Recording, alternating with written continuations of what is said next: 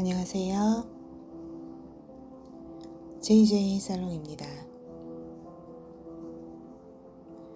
오늘 문장의 기록에서 소개할 문장은 에드거 앨런 포의 리지아 속 문장을 가지고 왔습니다.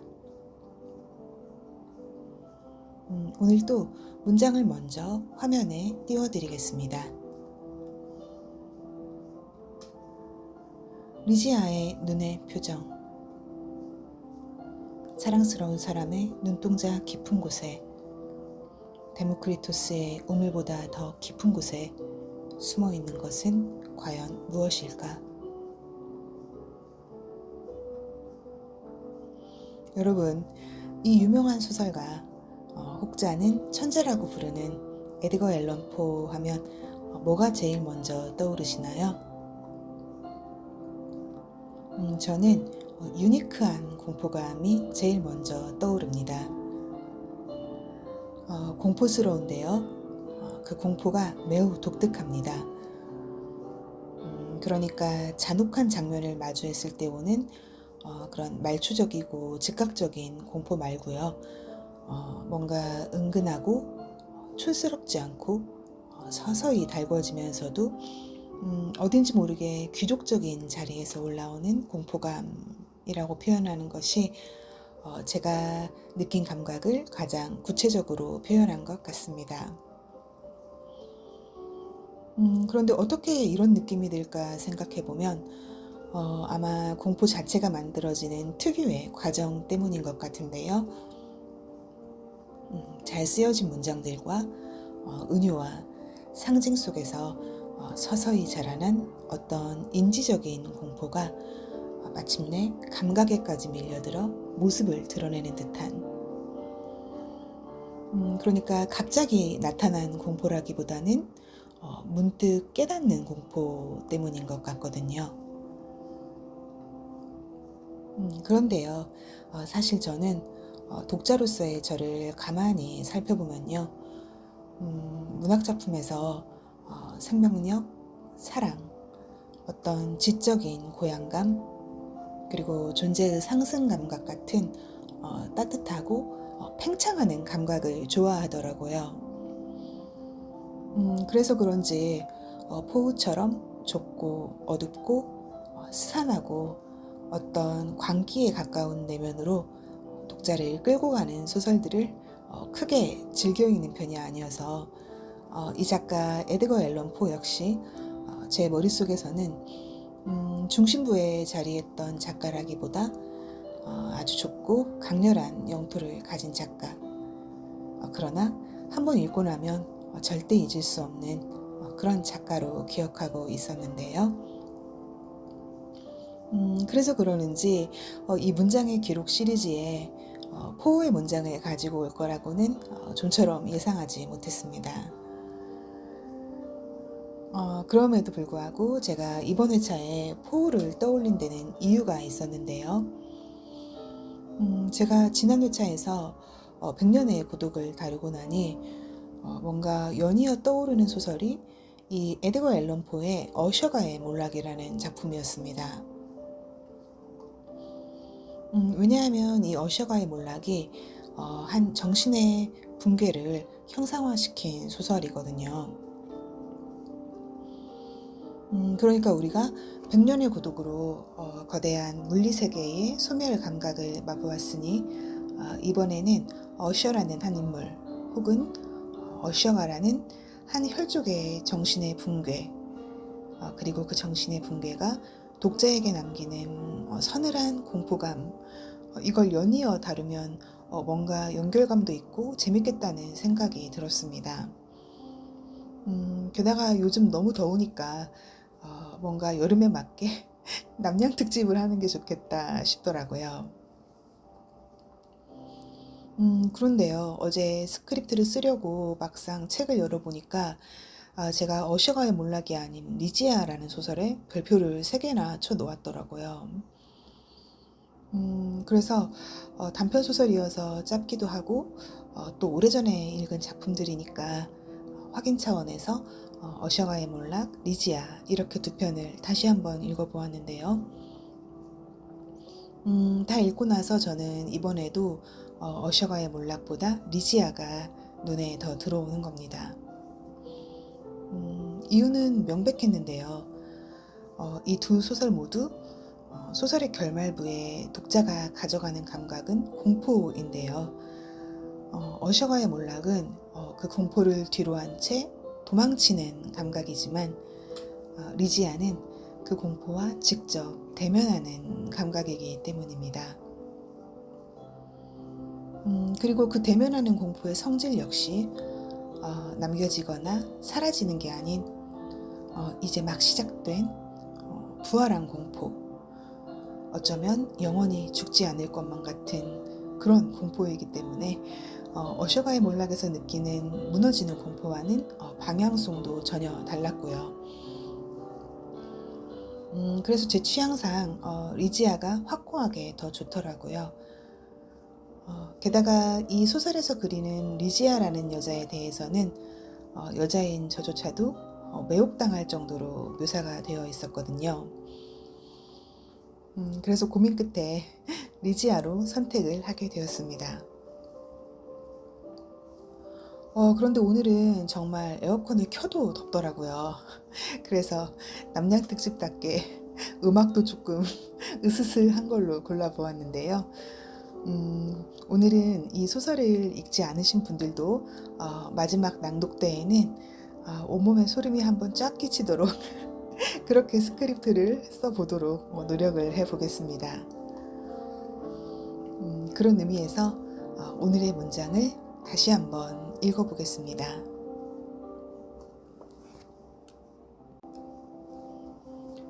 리지아의 눈의 표정.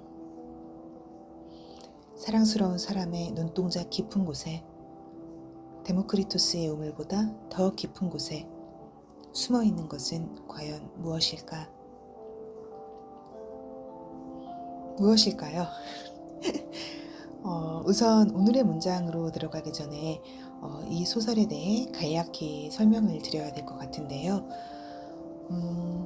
소설 속 화자는 언제 어떻게 만난지도 모르는 리지아라는 너무도 매혹적인 여자를 아내로 맞아 그녀에게 푹 빠지게 됩니다. 여기엔 한 가지 숨은 상징이 있는데요. 여러분 세이렌 아시죠? 그리스 신화에서 천상의 미모와 아름다운 노래로 뱃사공들을 유혹해 죽음으로 몰고 가는 바다의 유령이 바로 이 세이렌인데요. 리지아는 그 세이렌 중 한 사람의 이름입니다. 그래서 이 이름에는 처음부터 매혹과 죽음, 그리고 아름다움과 파멸의 이미지가 겹쳐져 있는데요. 이런 상징은 소설 속에서도 그대로 재현됩니다. 리지아는요, 단순히 아름답고 지혜로운 여자가 아니고요, 인간이 감당할 수 없는 그런 지식과 매혹을 지녔고요.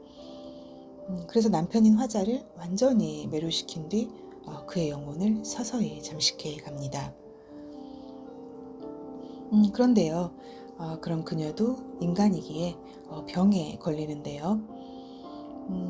이 소설의 섬뜩함은 이 리지아라는 여자가 죽지 않기 위해 목숨이라는 곳에 집요하게 매달리면서 슬슬 시작됩니다. 이 매혹적인 여자는요, 죽음을 순순히 받아들이지 못하고 지나칠 정도로 강렬하게 저항하기 시작하는데요. 화자인 남편도 이 모습을 보고 섬뜩 놀라게 됩니다. 저는 그녀가 죽기 직전에 침상에서 벌떡 일어나서 두 팔을 들고 신을 향해 외치는 대목이 있는데요. 그 지점에서 1차적으로 소름이 오더라고요. 뭐라고 외치는지는 여러분의 독서를 위해 살짝 감춰두고요. 대신해서 그녀가 죽기 전에 쓴 시 한 연을 낭독해 보는 것으로 살짝 보여드리려고 합니다. 왜냐하면 이 시를 보면요, 이 리지아라는 여자의 지성이나 어떤 전체성을 우리가 감지할 수 있거든요. 그런데 이 구절은 낭독만으로는 잘 감각이 안 될 것 같아서 오늘은 이 부분도 화면에 띄워들어 볼게요. 낭독해 보겠습니다. 그 소란스러운 연극을 설마 잊지는 않겠지. 그 환상을 언제까지나 따라가는 군중. 언제까지나 잡지 못하고 한 바퀴 돌아 다다르는 곳은 언제나 출발점. 거대한 광기. 그보다 더한 죄와 공포야말로 이 플롯의 중심. 이것은 리지아가 쓴 정복자 벌레라는 시의 일부인데요. 이 리지아라는 소설은 이 시가 소설로 구현된 모습쯤으로 추측해 보시면 됩니다. 마치 프랙털 구조처럼 이 한 연 안에 소설 전체의 움직임이 작게 접혀 들어가 있는 것처럼 보이거든요. 그래서 이 연은요, 단독으로 떼어도 어느 정도 의미 파악이 되는데요. 제가 파악한 거를 잠시 말씀드려 보면요. 거대한 광기는 소란스러운 연극을 계속하는 군중들의 삶, 우리 인간들의 삶 자체를 말하는 것으로 보이고요. 그보다 더한 죄는 그 광기를 계속하려는 의지, 즉 죽음이라는 정복자를 거스르려는 생의 의지, 그 저항의 죄성을 말하는 것처럼 보입니다. 그리고 공포야말로 이 플롯의 중심이라는 말은 그 죄성, 즉 죽음에 저항하는 병적인 의지가 필연적으로 내뿜게 될 공포를 예견하고 있습니다. 그러니까 리지아는요, 이 자신이 쓴 시에서 무슨 선전포고처럼 자기 예언을 하는 것인데요. 다시 이야기를 이어가면 결국 이 리지아는 죽게 됩니다. 그리고 화자는 그녀를 잊지 못해서 점점 아편 중독과 광기에 사로잡히는데요. 그 결과 리지아를 대신한 두 번째 부인을 맞이하게 됩니다.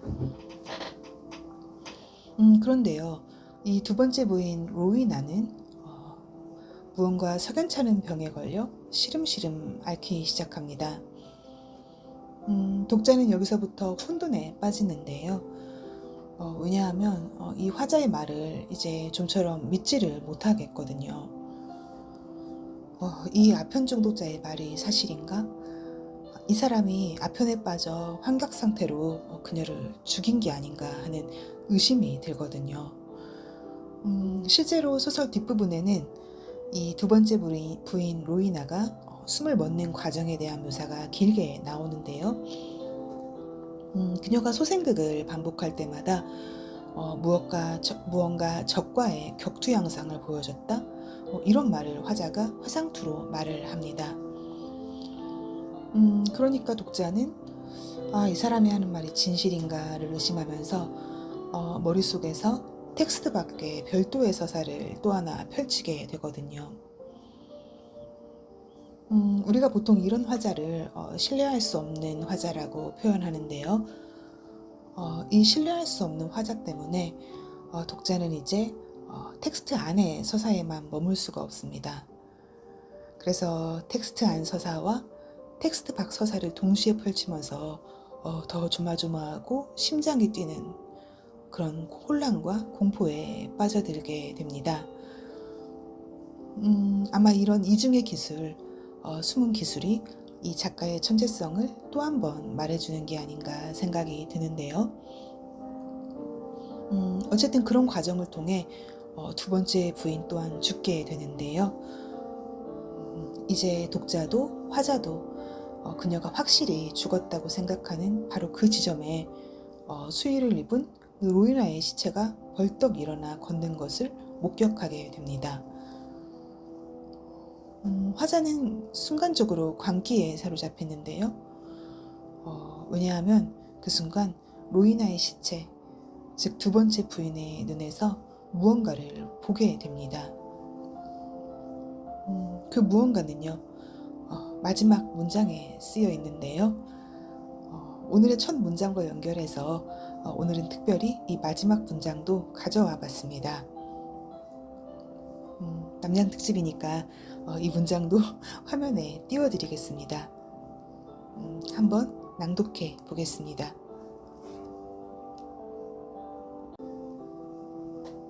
아니 이건 그 검고 커다란 신비스러운 눈, 리지아의 눈. 어떠신가요? 다시 말해 죽음에 굴복하지 않으려는 리지아의 그 병적인 의지가 두 번째 부인의 눈으로 귀환한 것인데요. 실제 이 소설을 읽다 보면 저 리지아의 눈이라는 마지막 단어에서 모든 것이 다 지워져 버립니다. 외부 세계가 모두 지워지고 그냥 기괴하고 칠흑 같은 그 유령의 눈동자와 탁 대면하게 되거든요. 그때 실제로 끼치는 그 공포감은 더 말하지 않겠습니다. 정말 소름 끼치고요. 마치 귀신의 눈동자와 정면으로 대면한 그런 느낌이라고 할까요? 실제로 포우는요, 단편소설은 오직 단 하나의 효과, 즉 싱글 이펙트만을 위해 쓰여야 한다고 주장했는데요. 정말 그 단일한 호러 효과만큼은 타의 추종을 불허하는 것 같습니다. 그런데요, 책을 다 덮고도 좀처럼 사라지지 않는 이 눈동자의 정체에 대해서 가만히 복기해 보면요, 아까 말씀드린 그 신뢰할 수 없는 화자의 문제 때문에 이 눈은 결코 단순하게만 해석이 되지 않습니다. 그러니까 로이나의 눈 속에 있는 유령은요, 과연 리지아의 것인가 아니면 화자 자신의 것인가 하는 그런 의문을 남기는 것입니다. 즉 그 유령이 텍스트 안과 텍스트 밖에 동시에 존재하는데요. 텍스트 안에서는 자연의 질서를 무시하고 타인의 육체를 강탈해서라도 기어이 살아남은 리지아의 병적인 의지로 보이고요.